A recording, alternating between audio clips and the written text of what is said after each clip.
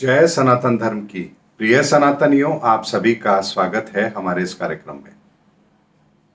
सनातनियों, क्या आपको भी लगता है कि मेरा ये जो चैनल है, जो ज्योतिष की बातें करता था, अब फिलॉसफी की बातें करता है? हमारे एक दर्शक ने कमेंट किया था, पता ही नहीं चला कि ये चैनल कब ज्योतिष से फिलॉसफी के अंदर बदल गया। तो सनातनियों, आज एक बात बहुत गंभीरता के साथ आप लोग के सामने रख रहा हूं। बड़े ध्यान से समझिए।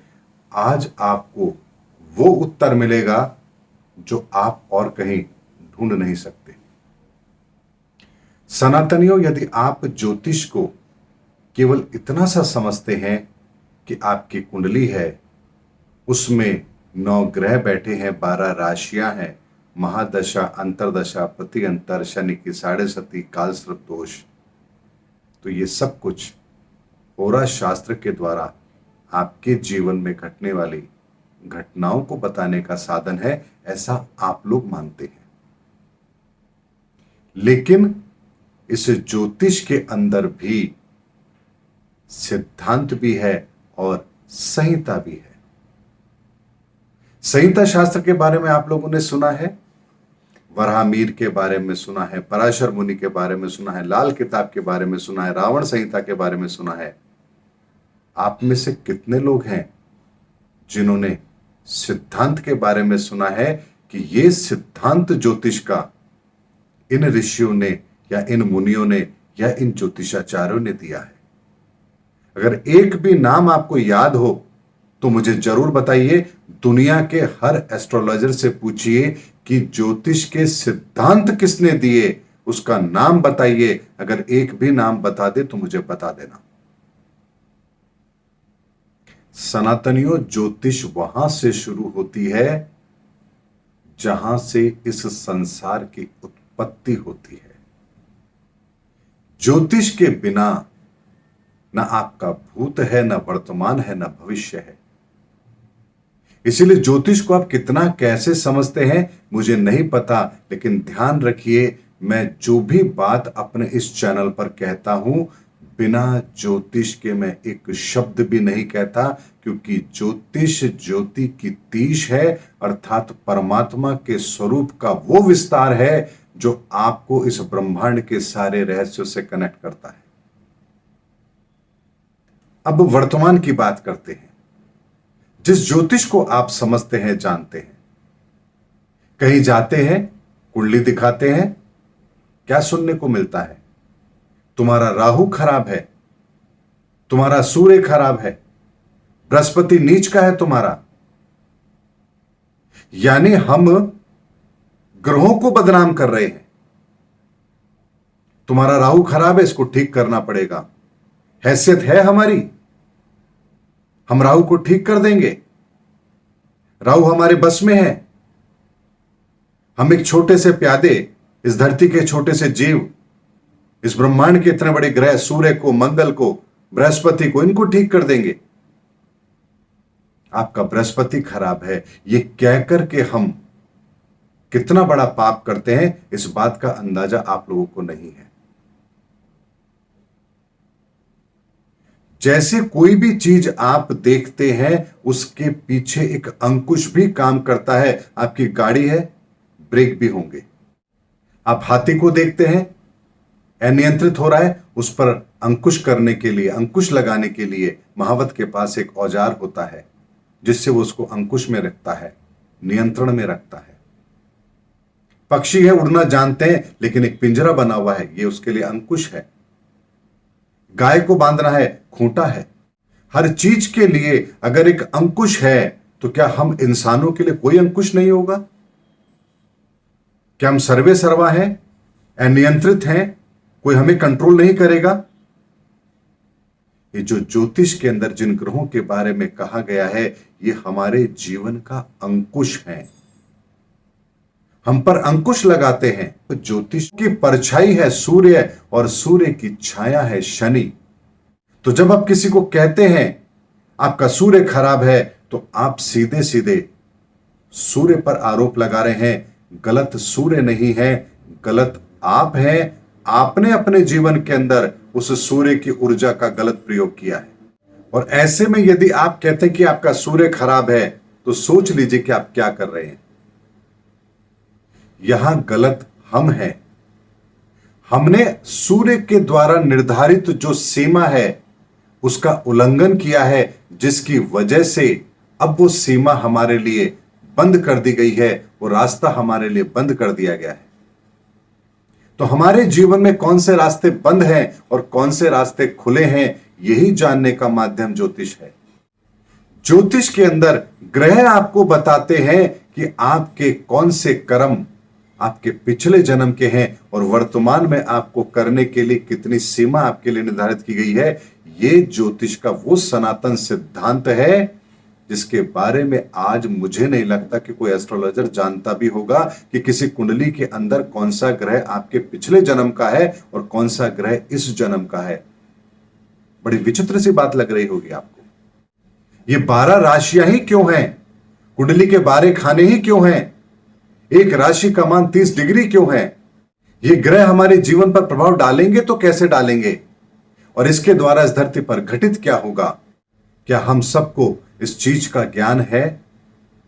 ज्योतिष को जो लोग केवल और केवल कुंडली के आधार पर जानने का प्रयास करते हैं, वो ठीक उसी तरह से है जैसे सागर की एक बूंद को आप जान लें और उससे अंदाजा लगाएं कि आप सागर की कितनी बड़ी उसकी गहराई है और सागर में क्या क्या छिपा है।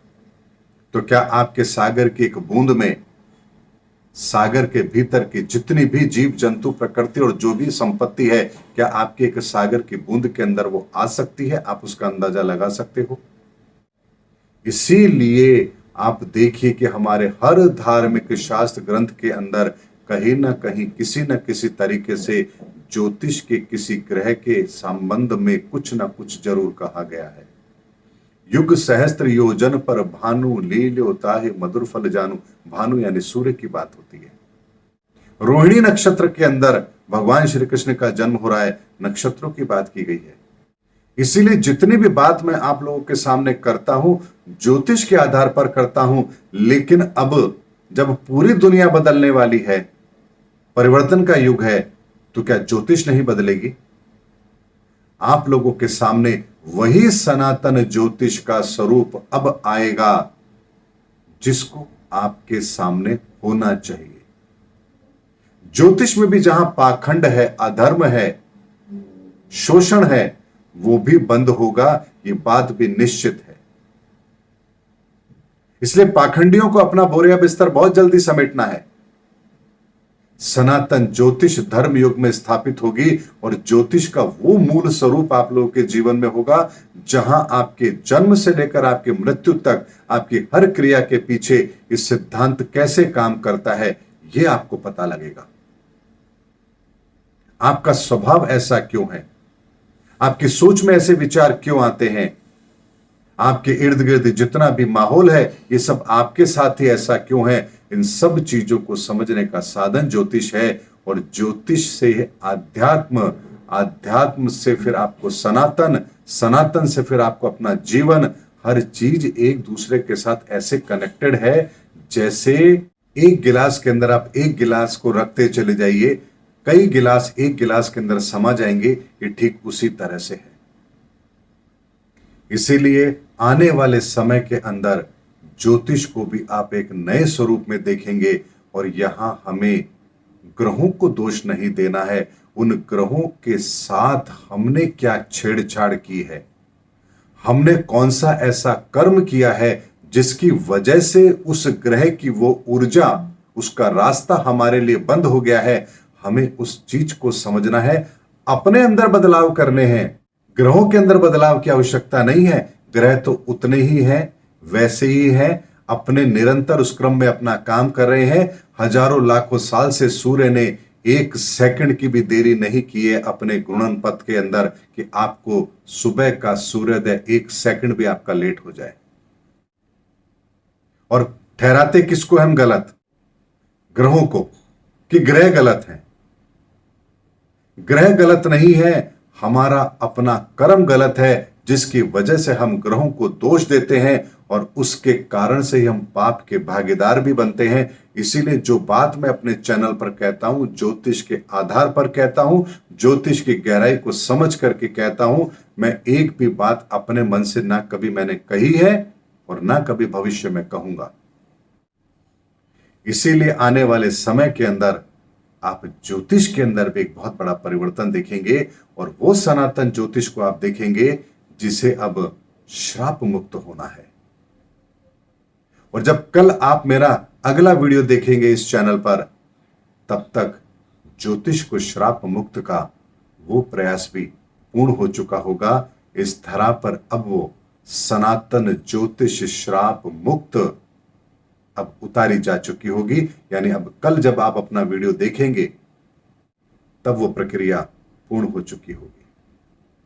इसीलिए मैं अपना कार्य बहुत ईमानदारी से कर रहा हूं। आप में से कितने लोग वीडियो देखते हैं, नहीं देखते हैं, मैं कभी इस पर गौर नहीं करता।